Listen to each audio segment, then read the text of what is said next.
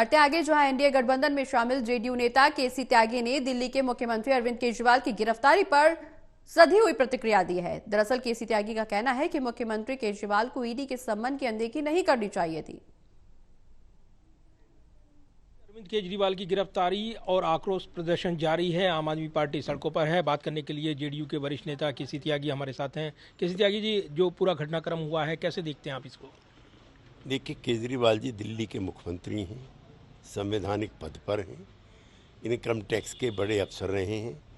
किसी जांच एजेंसी के द्वारा निरंतर भेजे गए जो सम्मन है, उसको जिस तरह से उन्होंने रिजेक्ट किया है, वो कोई समझदारी का फैसला नहीं। लेकिन ये कहा जा रहा है कि ये पॉलिटिकल टाइमिंग है, लोकसभा चुनाव का बिगुल बजा हुआ है। केंद्रीय एजेंसियों के दुरुपयोग के आरोप विपक्ष के नेता लगाते रही हैं। चुनावी टाइमिंग में गिरफ्तारी हुई है।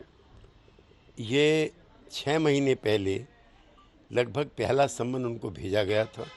अगर उस समय इसका जवाब ठीक से आ गया होता तो शायद आज का दिन देखना ना पड़ता। और फिर चुनाव की प्रक्रिया अब 15 दिन से शुरू हुई है।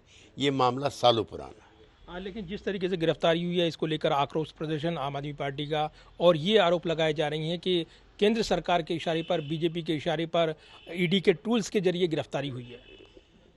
जांच एजेंसियों की जो निष्पक्षता है, उस पर पहले से ही सवाल उठते रहे। यूपीए के शासनकाल में जब इस तरह की घटनाएं घटती थी, तब भी विपक्ष इसी प्रकार के आरोप लगाता था।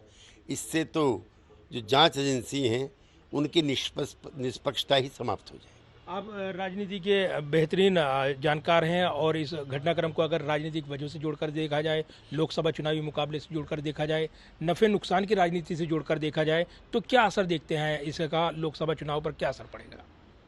देखिए, ये जांच एजेंसियों की रपट और अदालतों के फैसले से निकले नतीजों के ऊपर निर्भर करता है।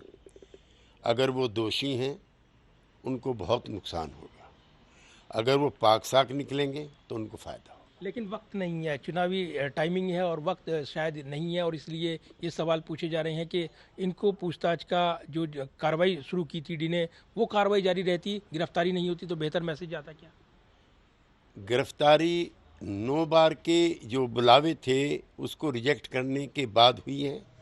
अदालती प्रक्रिया का हमको प्रतीक्षा करना चाहिए। धन्यवाद बात करने के लिए। और केसी त्यागी सधे हुए अंदाज में इस पूरे घटनाक्रम पर प्रतिक्रिया दे रहे हैं, क्योंकि ये मामला अदालत में भी चल रहा है, लिहाजा अदालत के फैसले पर भी तमाम नजरें लगी हैं।